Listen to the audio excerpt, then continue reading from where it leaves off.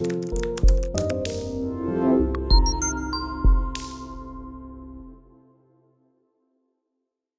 right, so hi everyone. I am Carolyn DeRosier, founder and CEO of Scribely. And thank you so much to Digitally Accessible for hosting this event. And I am honored to present today on such an important day, the 10th annual Global Accessibility Awareness Day. So I prepared a few slides for you, and please feel free to add your questions to the chat box, and I'll try to answer as many as I can at the end. So today we'll be talking about why it's so important to make images and videos accessible. And we're really using digital media more than ever before, but we can be doing a lot better when it comes to accessibility. So let's dive right in. What do we do at Scribely? We are a California-based accessibility solutions company on a mission to make the web inclusive for all humans.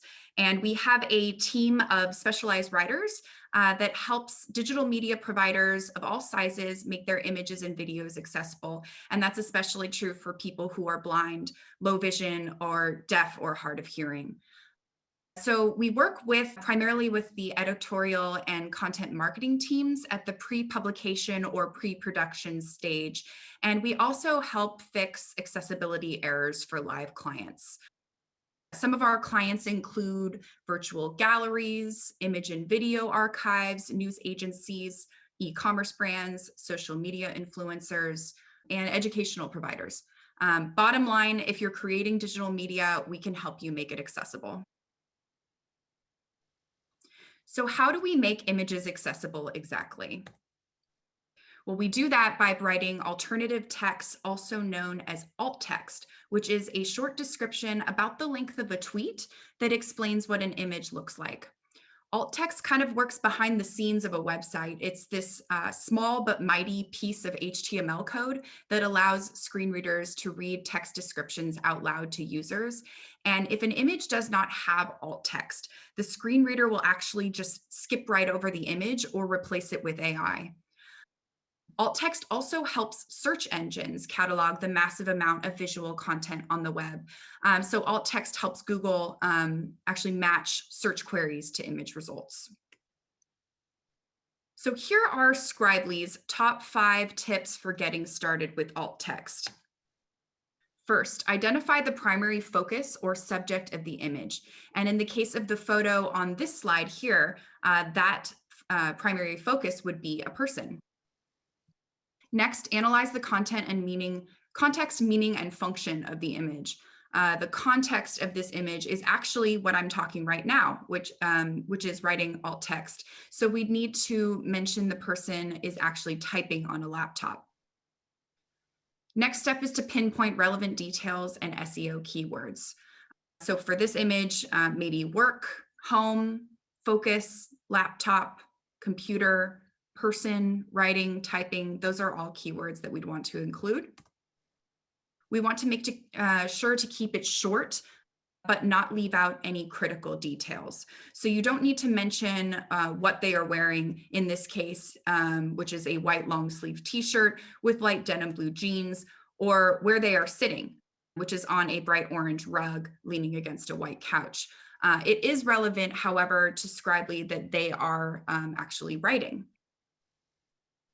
And finally, we always like to say it's important to read your alt text back and think about the user while you're reading it. Really put yourself in their shoes and ask yourself, does it work? So the completed alt text for this photo would be side view of a person working on a computer. They are lightly touching their fingers to a laptop keyboard, gaze focused on the writing on the screen. So that really provides a visual description, and it's also relevant to the context. So what about making videos accessible? How do we do that? And there are a few ways. The first is audio description, which captures a video's visual moments and plays during natural audio pauses or quiet moments in the video. This is critical for people who are blind or have low vision, and we're seeing more audio descriptions actually become available on mainstream video platforms like Netflix, HBO, and Hulu, which is really exciting for audio description. Next, we need to make sure to include closed captioning for videos. And what this is it's visible text of spoken dialogue or any relevant audio in the video.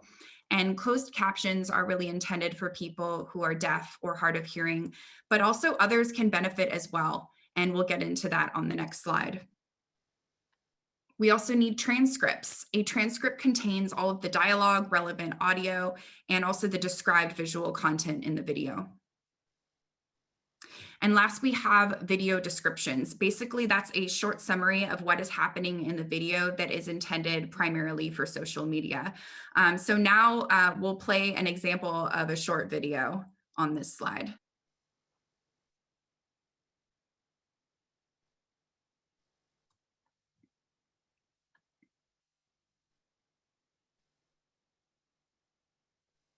And the video summary for this video would be a live sign language demo for the phrase love and respect one another. Love is both arms crossed at the wrist over the chest. Respect is index and middle fingers crossed with one vertical circular revolution towards the body. Each other is a thumbs up on both hands with one horizontal circular revolution in a counterclockwise direction. So that captures what's happening in the video and also the purpose, which is to demonstrate how to do sign language. So let's get into some market statistics on images and videos and accessibility. According to the World Health Organization, 39 million people are legally blind. 285 million, or 3.7%, categories as blind or having low vision, and 432 million have a disabling hearing loss. And these numbers represent the people worldwide who might be seeking out some of these accessibility features that I mentioned on the previous slides. If these features aren't available, businesses are excluding people from participating, from engaging, and ultimately from buying. So who else benefits from accessible media? According to the World Health Organization, again, near or distance vision impairment, there are 2.2 billion people, or 28%, that fit this. And these numbers represent people who would also benefit from and enjoy a better audio experience that doesn't rely completely on their vision. Also, think about the popularity of voice assistants like Siri and Alexa. What does this tell us? People like to have the option of using a voice assistant, and these assistants are now part of our cars, smart TVs, home devices, and of course, our smartphones. 4.2 billion digital voice assistant devices are in use right now. That's pretty incredible.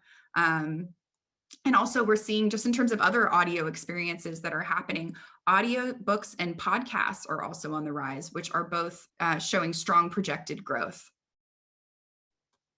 When it comes to closed captions, there are some interesting statistics. According to a 2017 study by Educause, 54% of US students use closed captions some of the time. 35% use captions often or always. I think I skipped those. This is clearly a trend that's here to stay. That's because captions help people understand dialogue, also proper names, technical terminology, and closed captions help people with learning disabilities concentrate on video content. And just more broadly, accessibility helps us meet this moment, which is an audio revolution, and empower people to choose alternative forms of media that really work for them. Are accessible images and videos required? Accessibility is a civil rights issue, and that means this applies to international accessibility laws, such as the Americans with Disabilities Act, the Canadian Human Rights Act, and the European Accessibility Act.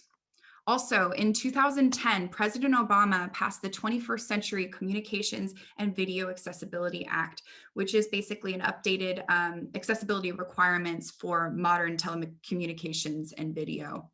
We also have a global standard for accessibility, and that's the W3C's WCAG, or Web Content Accessibility Guidelines.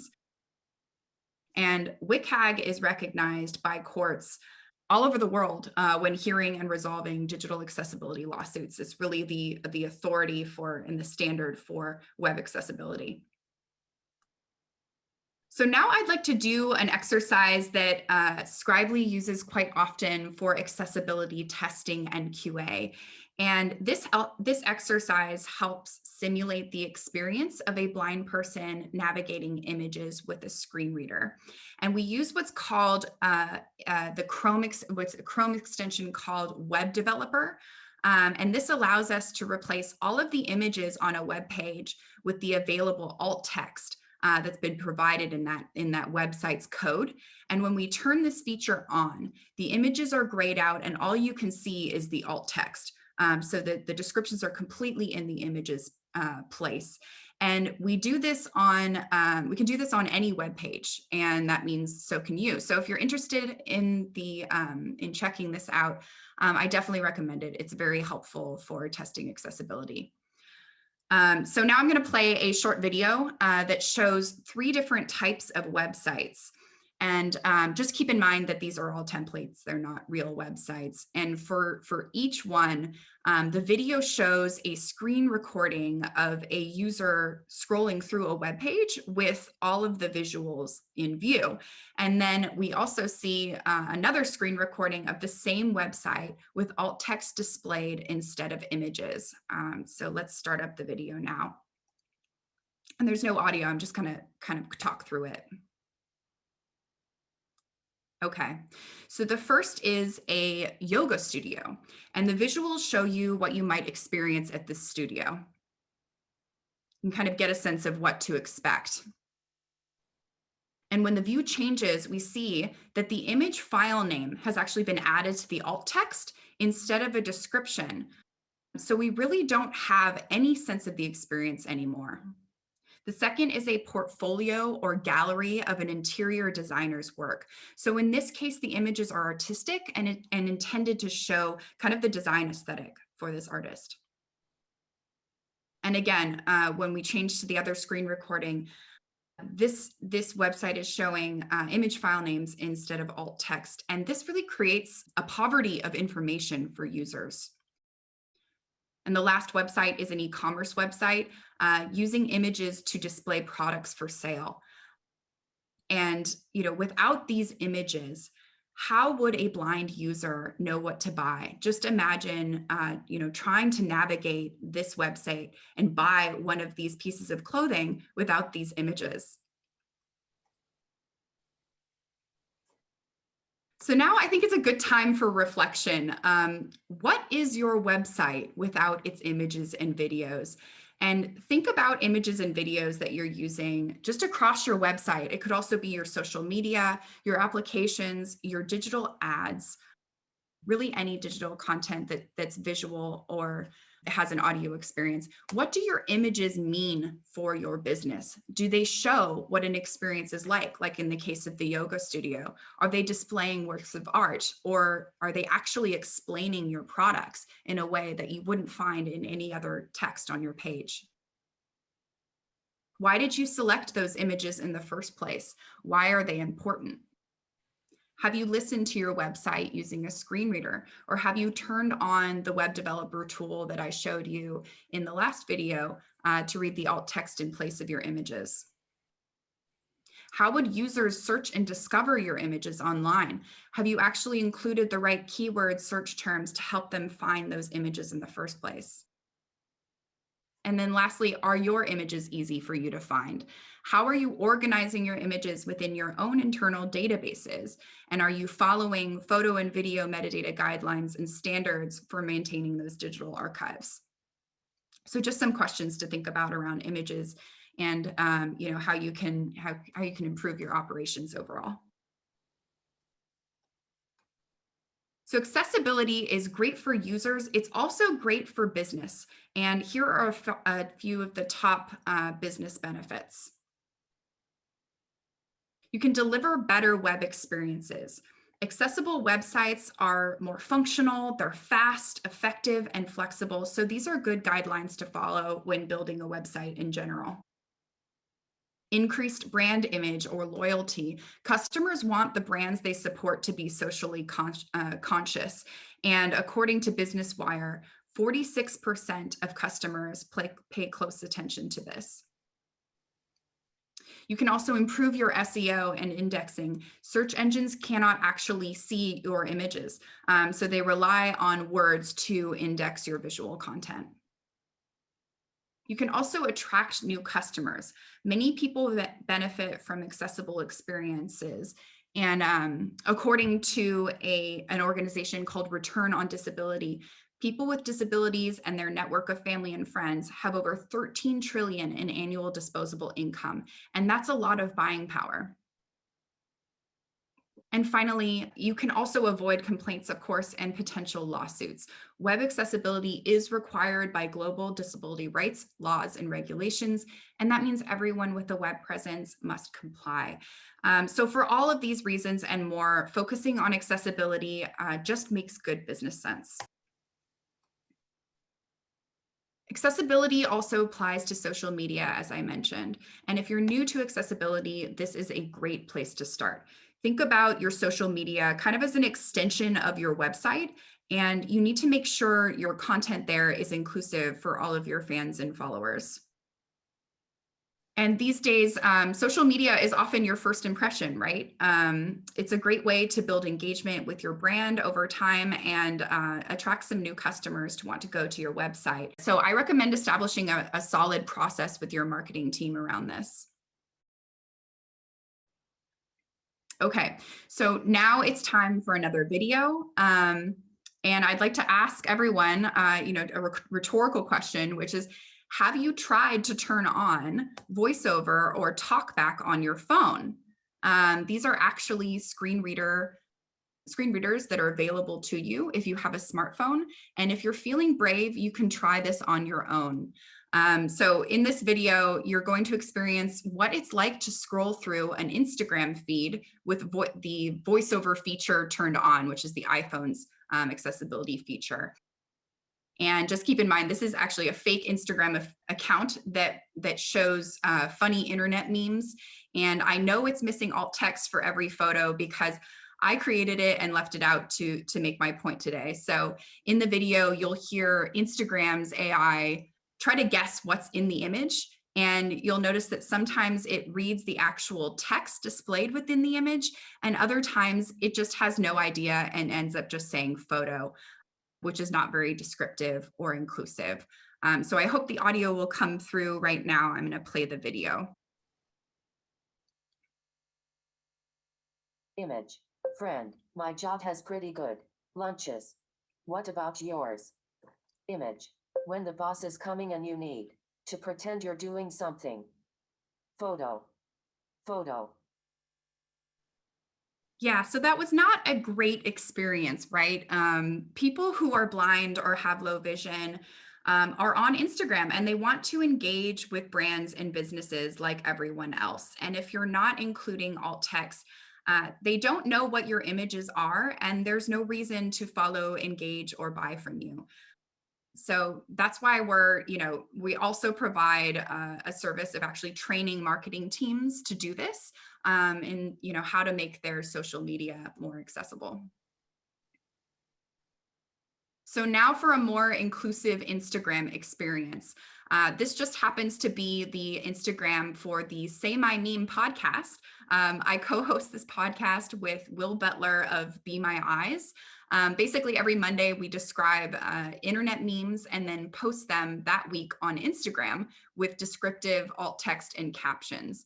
And as you will experience in this video, you'll hear the Instagram or you'll hear the iPhone's VoiceOver describe the visual details that are relevant to that meme, as well as the text within the image or the meme's punchline. And that's because we've included descriptive alt text in the coding.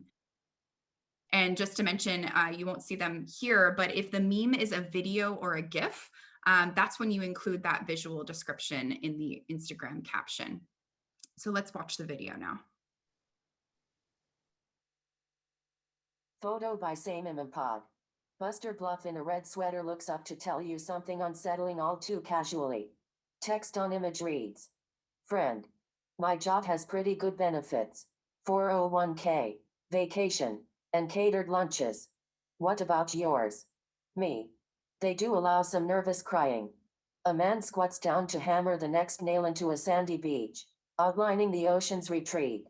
Text on image reads, when the boss is coming and you need to pretend you're doing something. Okay, so I'm going to skip ahead since we're running low on time.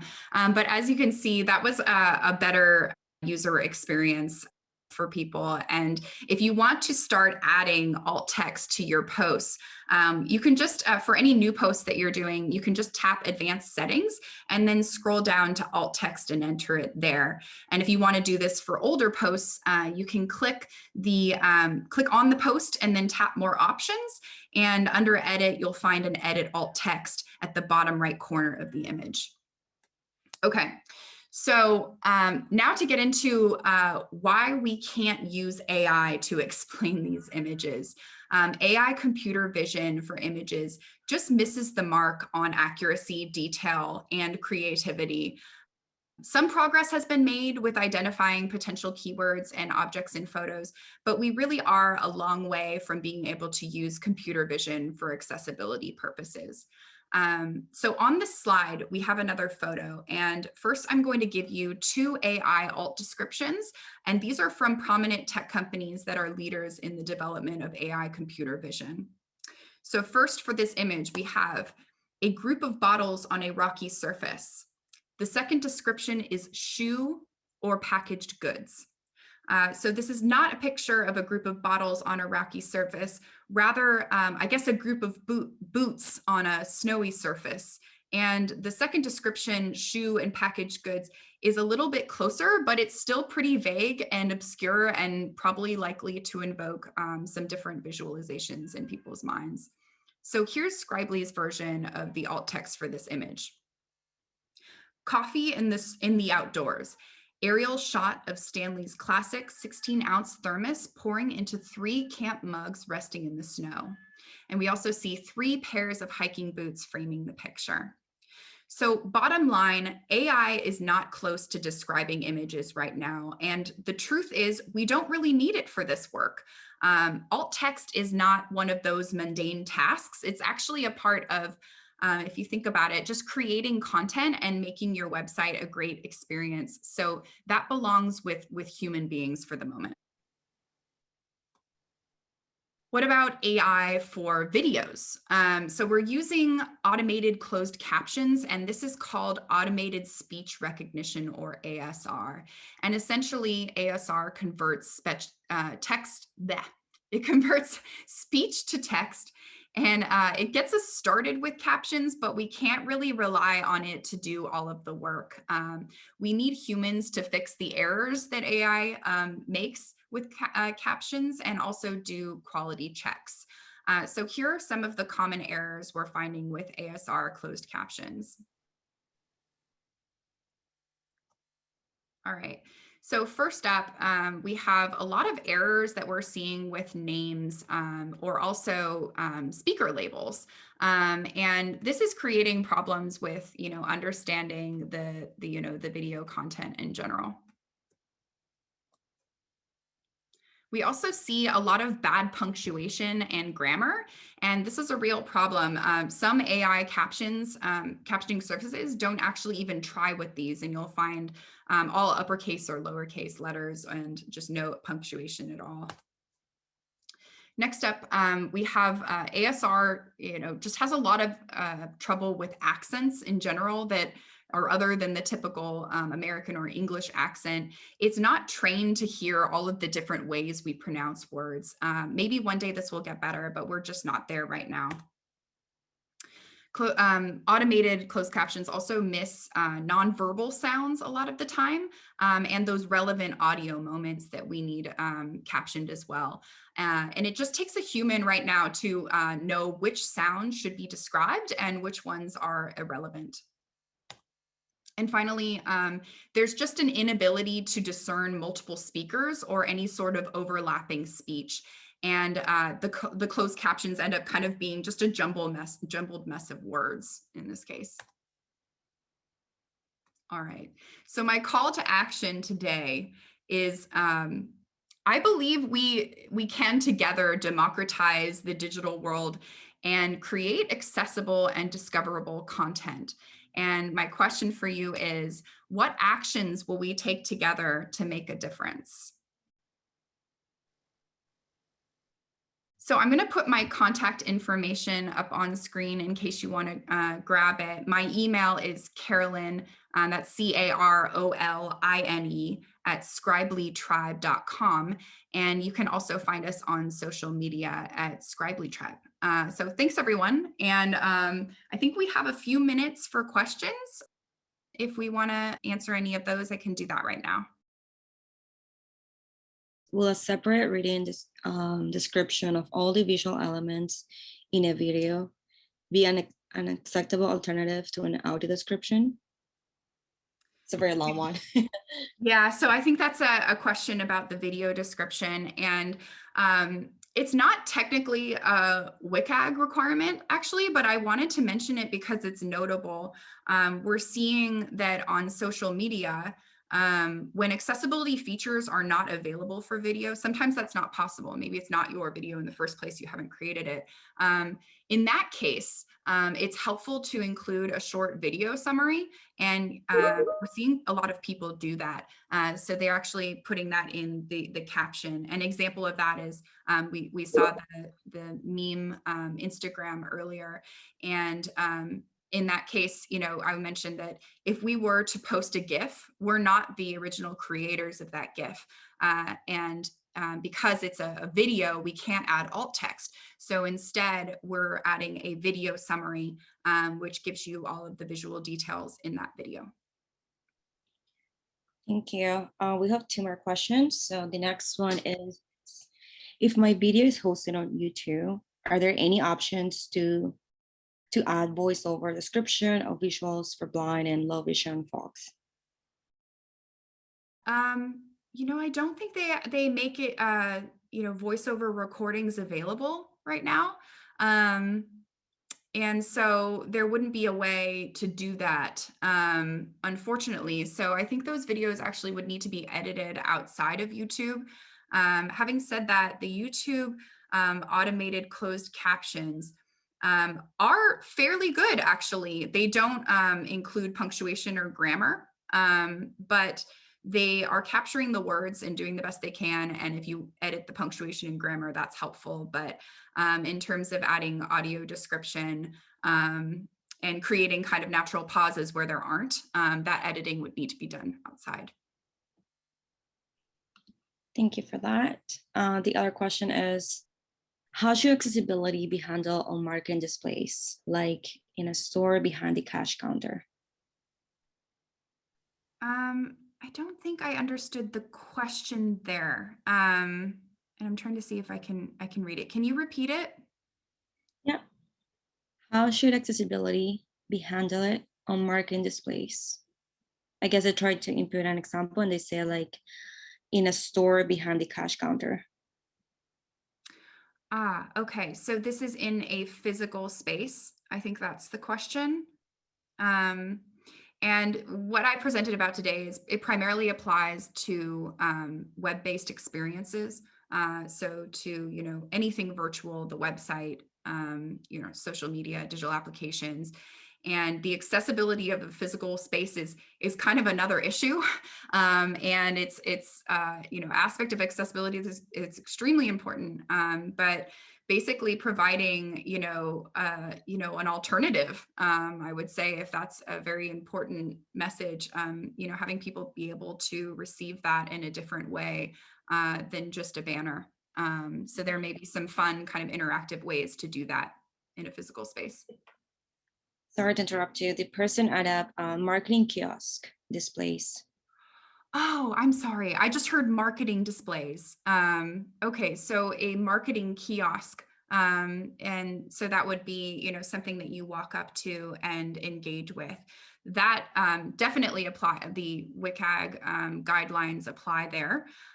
So there should be an audio feature For people who are blind or have low vision, they should be able to listen to exactly the same marketing message, or get a description of the visuals in that message.